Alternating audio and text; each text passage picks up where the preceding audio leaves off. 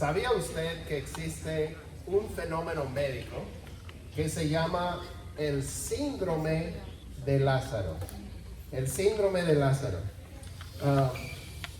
Es muy raro, pero se da. Hubo 32 casos de esto entre el 1982 y 2006, un poco más de 30 años, sí, o más de 20 años, casi 25 años, y solo 32 casos conocidos del síndrome de Lázaro. Y ocurre cuando a una persona se le para el corazón y la respiración, o sea, ha muerto clínicamente, pero al administrarle la reanimación cardiopulmonar, CPR, no revive. Pero después de un rato algo largo, su corazón responde y su respiración vuelve y se despierta. Parecía muerto y durante bastante tiempo, minutos, ¿verdad? No estamos hablando de días, pero durante bastantes minutos, la persona revive y se despierta y se conoce como el síndrome de Lázaro. There's some helpful notes back there if you want to. You're good. Okay.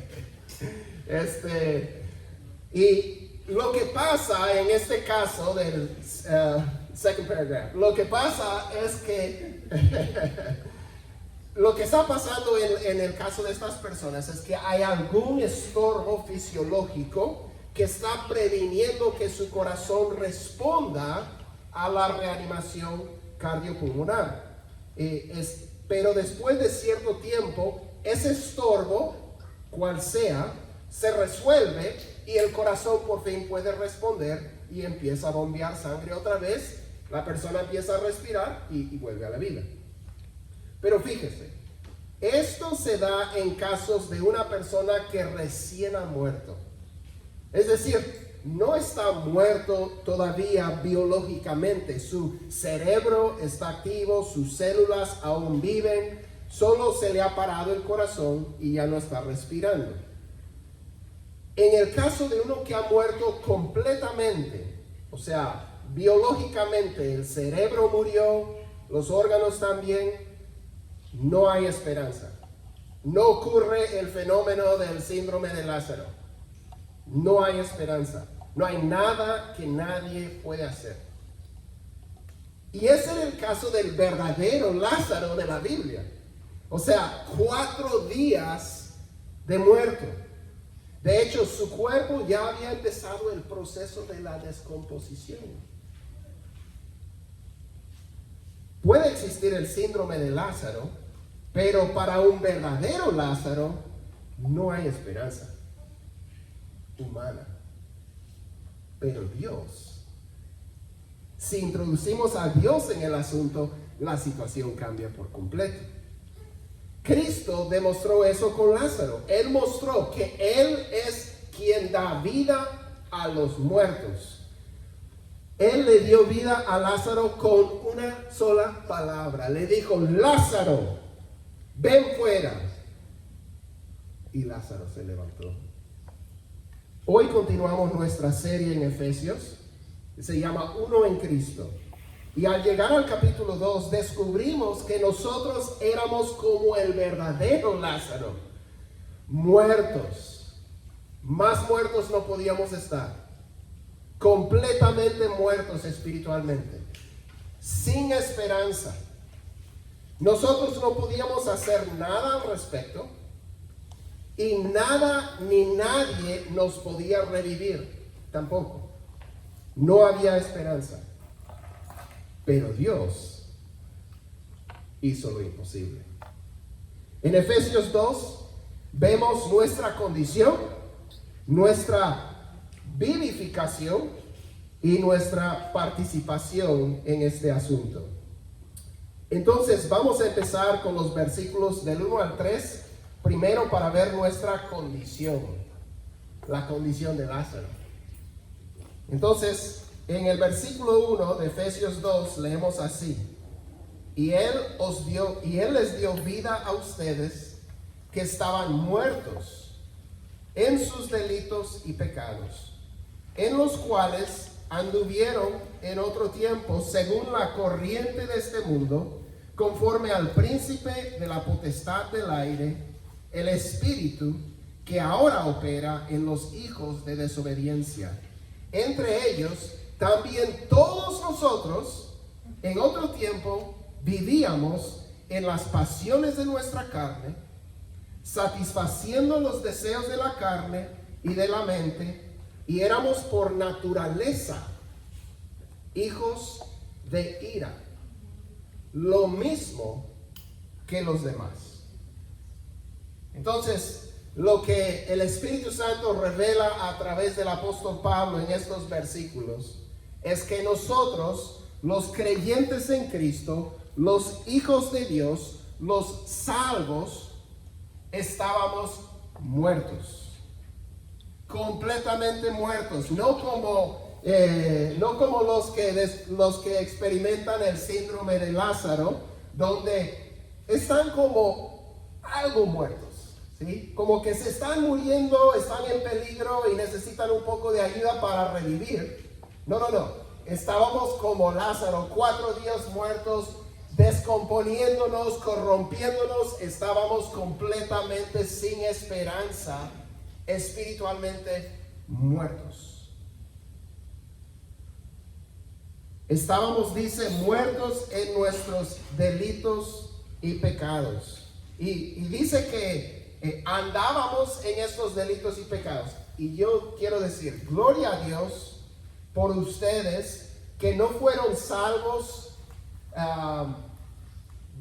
de una vida de lujuria, de pecado, de hacer mucho mal, etcétera. Gracias a Dios por ustedes que fueron salvos de esa vida de antemano. O sea, Dios los escatimó de tener que pasar por todo eso y los salvó en una edad muy temprana. Pero lo que tenemos que entender es que aunque de repente no llegamos a ser tan corrompidos en acción, en ese rumbo íbamos, porque ese es el corazón que teníamos. No éramos mejores que los demás, éramos iguales que los demás, iguales a los demás. No había diferencia. Dice en el versículo 3, dice, entre ellos también todos nosotros, los que fuimos salvos de edad temprana, los que fuimos salvos después de una vida de desastre, todos nosotros en otro tiempo vivíamos en las pasiones de nuestra carne, satisfaciendo los deseos de la carne y de la mente. Éramos por naturaleza. Por naturaleza. Esta es nuestra naturaleza. La naturaleza de un cristiano no es distinta a la naturaleza de un inconverso, fuera del cambio que Dios ha hecho en él. No es que estaba un poco más moral, un poco más espiritual, un poco más intelectual, un poco mejor persona y por lo tanto abrazó las buenas noticias de Cristo. No, estaba igualito de muerto en delitos y pecados que todos los demás. Hijo de ira igual que todos los demás.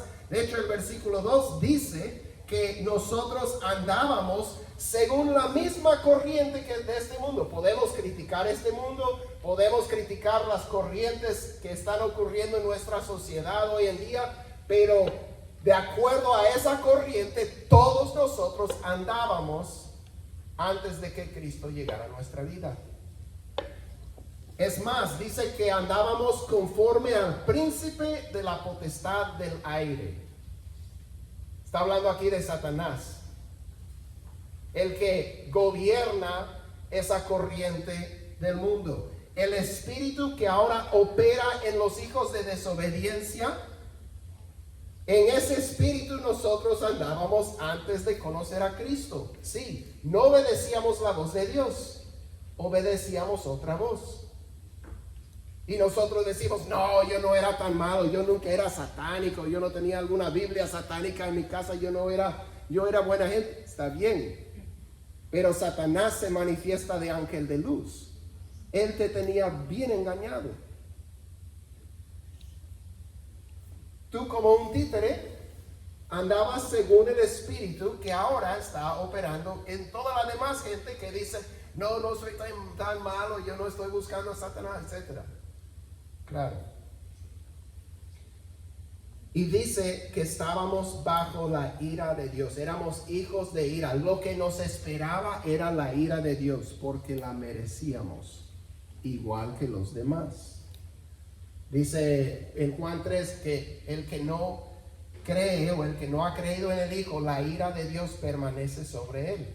Nosotros éramos hijos de ira. La ira de Dios estaba sobre nosotros por nuestro pecado. En el caso de una persona muerta, hermanos, no hay esperanza. No hay esperanza médica, no hay esperanza humana, y nosotros estábamos muertos, corrompiéndonos de mal en peor, y no había salida. Porque no le puedes decir a un muerto, pues solo clama a Dios. Está muerto. No le puedes decir, pues busca, lee la Biblia, ora. Está muerto. Los muertos no responden. A un muerto le puedes poner the paddles, las cosas médicas que usan para hacer funcionar el corazón, no van a hacer nada. Le puedes hacer reanimación cardiopulmonar, no va a pasar nada, está muerto. Su cerebro ya no tiene actividad, sus órganos ya están muertos. No hay nada que puedas hacer. Estábamos, dice la palabra, muertos. Pero Dios, así comienza el versículo 4. La única esperanza que podía haber era Dios. Y con estas maravillosas palabras comienza la transición a nuestra vivificación. El único que tenía esperanza de ayudarnos nos dio auxilio.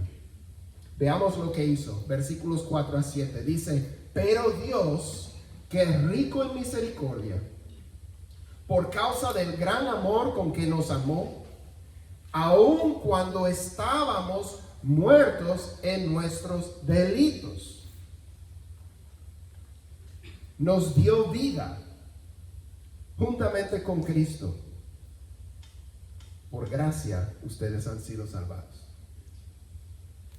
Y con Él nos resucitó y con Él nos sentó en los lugares celestiales en Cristo Jesús, a fin de poder mostrar en los siglos venideros las sobreabundantes riquezas de su gracia por su bondad para con nosotros en Cristo Jesús. Dios, amén, gloria a Dios, gloria a Dios. Es solo Dios. Solo Cristo podía hacer que Lázaro saliera de esa tumba. Solo Dios nos podía levantar de la muerte en la que nos encontrábamos. Y Él lo hizo.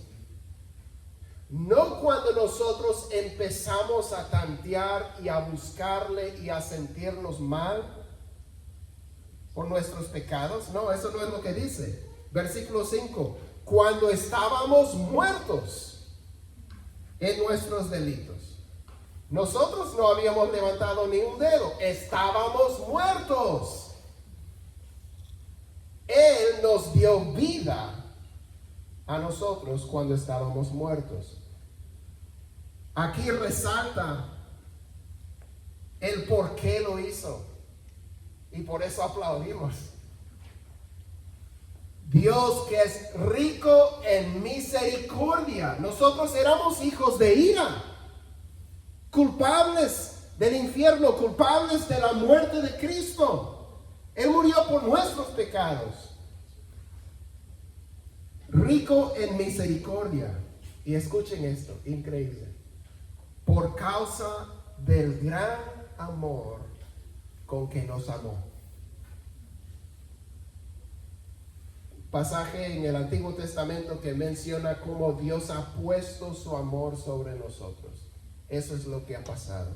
Por el gran amor con que nos amó. Fíjese, Dios no nos amó porque éramos dignos de su amor. Nos amó por su gran amor con que nos amó cuando éramos sus enemigos, los hijos de ira. Nos salvó por pura gracia, hermanos. Nos salvó por pura gracia. Dice que en el versículo 5 dice, nos dio vida, nos vivificó, nos hizo vivir. Y es muy interesante cómo lo dice, porque es una palabra compuesta. Nos co-vivificó, nos vivificó con Jesús. Aquí nos conecta no con Lázaro, sino con Cristo mismo. Cristo estaba muerto, completamente muerto, doblemente confirmado, muerto por personas expertas en matar y confirmar que el muerto estaba muerto. Cristo estaba muerto. Traspasaron, penetraron y salieron agua y sangre. Completamente muerto, más muerto no podía estar. 3 días muerto. Pero Dios, y cuando Dios dio vida al cuerpo de Cristo, nos estaba dando vida a nosotros también en Cristo, sellando nuestra salvación.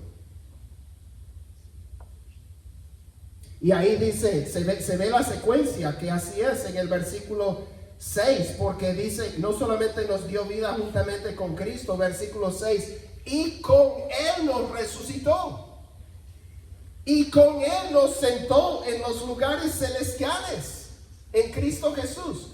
Todo lo que le pasó a Cristo, pasó al pueblo de Cristo en Él. Dios estaba dando vida a los creyentes en Cristo cuando le dio vida a Cristo.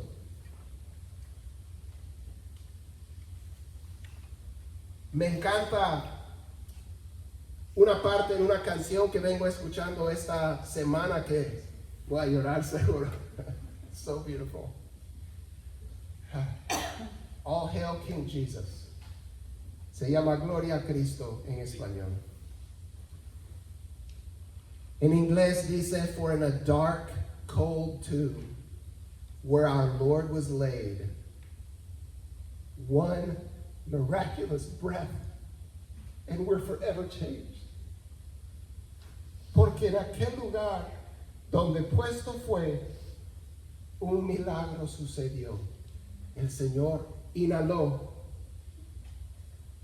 y por siempre nos cambió.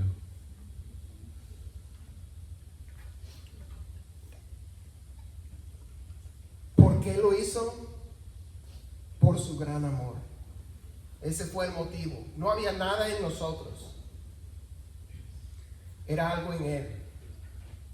Por su gran amor. Porque es rico en misericordia. Nos amó en Cristo. Pero tenemos que preguntarnos, ¿para qué lo hizo? Entendemos el por qué. El motivo estaba en Dios mismo. Pero ¿para qué lo hizo? Y tenemos la primera parte de eso en el versículo 7 que hemos leído. A fin de poder mostrar en los siglos venideros las sobreabundantes riquezas de su gracia por su bondad para con nosotros en Cristo Jesús. Porque, hermanos, cuando los ángeles miran lo que Dios hizo para nosotros, ellos también aplauden y se maravillan y dicen, esto es increíble, esto no tiene sentido, esto fue inesperado. Cómo Dios es tan bueno como para rescatar a millares de multitudes a través de la fe en Cristo. Entonces, ¿cuál es nuestra participación en todo esto? ¿Cuál es nuestra participación? Bueno, honestamente, hasta este punto, no sé si te has fijado, pero no tenemos ninguna participación hasta este punto. No hay nada que nosotros hayamos hecho. Estábamos muertos y despertamos. Vinimos a vivir, pero eso fue acto de Dios. Somos recipientes de todo lo que se ha mencionado hasta ahora. Pero si tenemos una participación, veamos cuál es. Leamos los versículos del 8 al 10. Dice, porque por gracia ustedes han sido salvados por medio de la fe. Y esto no procede de ustedes, sino que es don de Dios. No por obras, para que nadie se gloríe. Porque somos hechura suya, creados en Cristo Jesús, para hacer buenas obras, las cuales Dios preparó de antemano para que anduviéramos en ellas. Dice que fuimos salvos y tenemos que resaltar nuevamente por gracia, no por obras. Pablo resalta que si todo lo anterior es cierto, y lo es, entonces nuestra salvación es de pura gracia. Por eso existen libros como el libro de John Bunyan que se llama Gracia abundante al mayor de los pecadores. Y el libro de Spurgeon que dice es todo por gracia. O sea, nosotros no contribuimos nada a nuestra salvación. Dios lo hizo todo de principio a fin. Por eso la Reforma Protestante abrazaba el principio de sola gracia. No hay nada más, es la gracia, la pura gracia de Dios la que nos salva.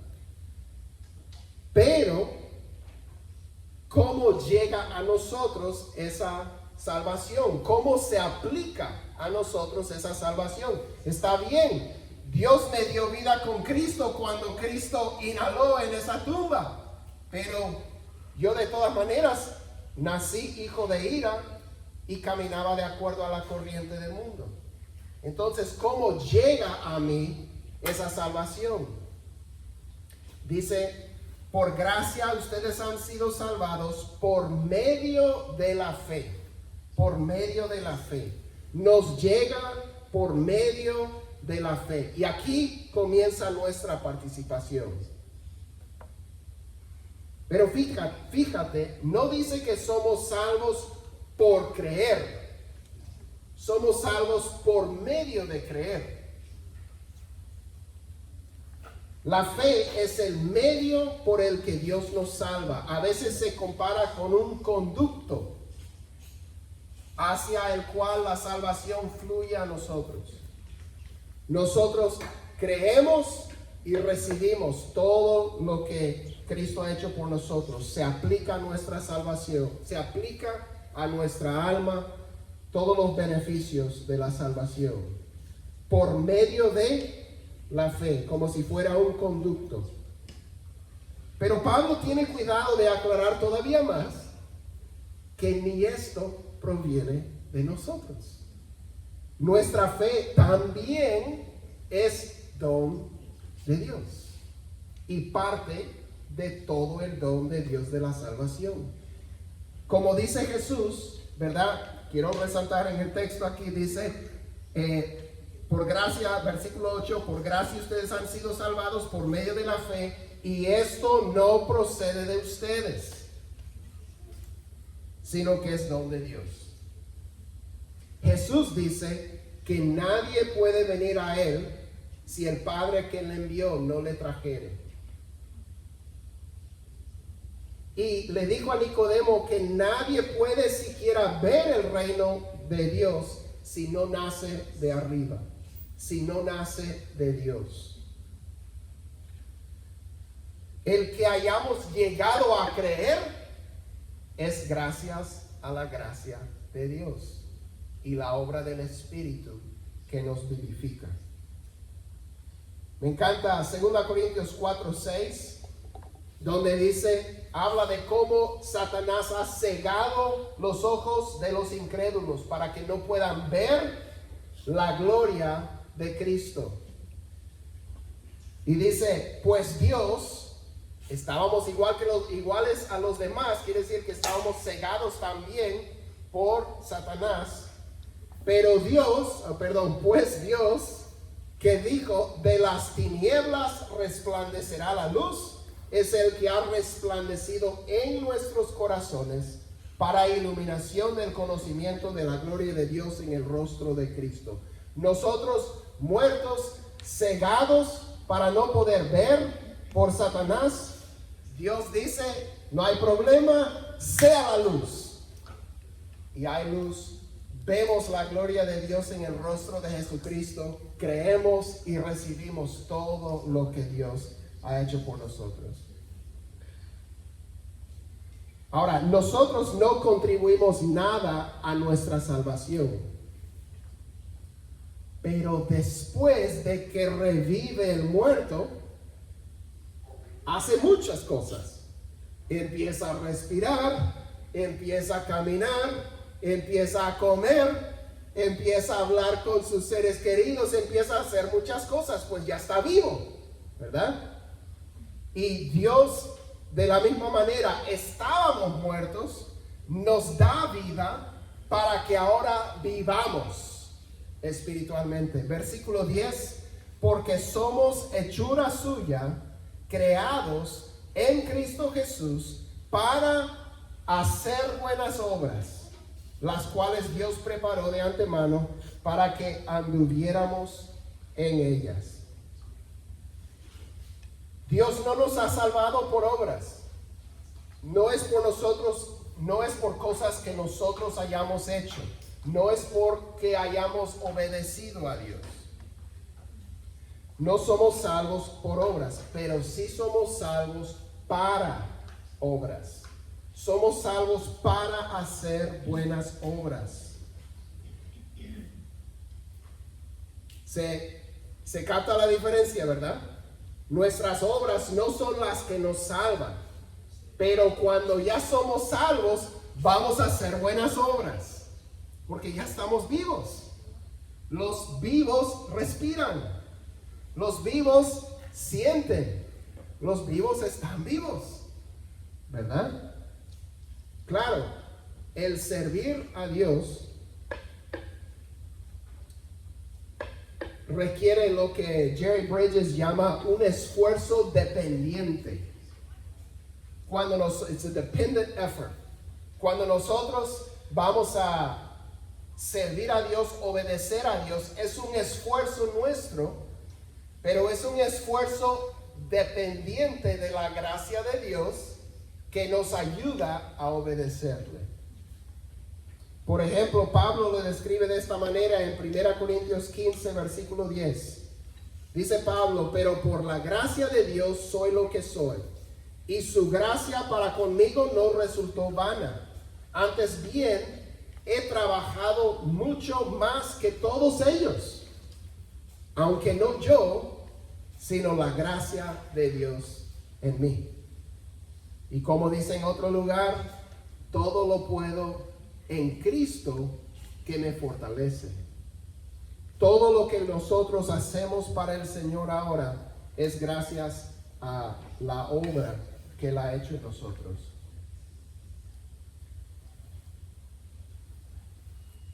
Entonces, estábamos muertos, en nada diferentes de los demás, pero Dios nos vivificó, nos hizo vivir en Cristo y aplicó esa vida nueva a nosotros por medio de la fe, del conducto de la fe. Una fe que Él ha desarrollado en nosotros, y al hacerlo nos ha hecho nueva creación, obra maestra, hechura suya para caminar en las buenas obras que Él ha preparado para nosotros. Ahora, para concluir, me gustaría mencionar dos conexiones, realmente es una, que Pablo está haciendo en este pasaje. Hay varias. Y tal vez menciono esta. Estamos en una serie que se llama Uno en Cristo, porque Efesios trata de que somos uno en Cristo. No hay diferencia. No hay diferencia. Este es el punto de partida. Todos estábamos muertos. Dios nos dio vida. Ninguno de nosotros hizo algo como para merecer. Nadie se puede gloriar. Nadie es mejor que otro. Somos iguales. Aquí está el fundamento de que somos uno en Cristo. Todo lo que Dios nos ha dado, nos lo ha dado en Cristo. Y todos, eso nos une a todos. La otra conexión es la que hemos mencionado, de que el hecho de que nosotros llegamos a creer y a vivir es a través de nuestra conexión con Cristo. Pablo ora en el primer capítulo, y no vamos a leer los versículos, podríamos, si quiere buscarlos después, es Efesios 1 del 17 al 20, pero Pablo está orando que los creyentes en Éfeso puedan captar lo que él describe como la extraordinaria grandeza de su poder para con nosotros los que creemos, conforme a la eficacia de la fuerza de su poder. Él quiere que puedan entender el poder indescriptible que está obrando en ellos. Y dice, ese poder obró en Cristo cuando lo resucitó de entre los muertos. Lo que Pablo está diciendo es que el poder que resucitó el cuerpo muerto de Jesús es el poder que está operando en ti que crees en Cristo. A veces nos sentimos abrumados por las tentaciones, por nuestras propias debilidades, hábitos y vicios, y sentimos que no podemos librarnos. Y es importante que entendamos que el poder que está obrando en nosotros y que está disponible para nosotros en nuestra lucha es el mismo poder que levantó a Cristo de la tumba ese domingo de resurrección. Por eso Pablo concluye el capítulo 3, la primera sección del libro de Efesios, Efesios 3, 20 y 21, con estas palabras. Y con estas quiero concluir. Y aquel que es poderoso para hacer todo mucho más abundantemente de lo que pedimos o entendemos, según el poder que obra en nosotros. A Él sea la gloria en la iglesia y en Cristo Jesús por todas las generaciones, por los siglos de los siglos. Amén. Y a Él sea la gloria en la iglesia vida durante el tiempo que le place mantenernos acá. De Él somos, de Él venimos y para Él existimos. Vamos a orar. Señor, gracias te damos por tu bondad, por tu misericordia, por tu gracia. Señor, gracias por lo que hiciste por nosotros. Gracias por tu plan eterno.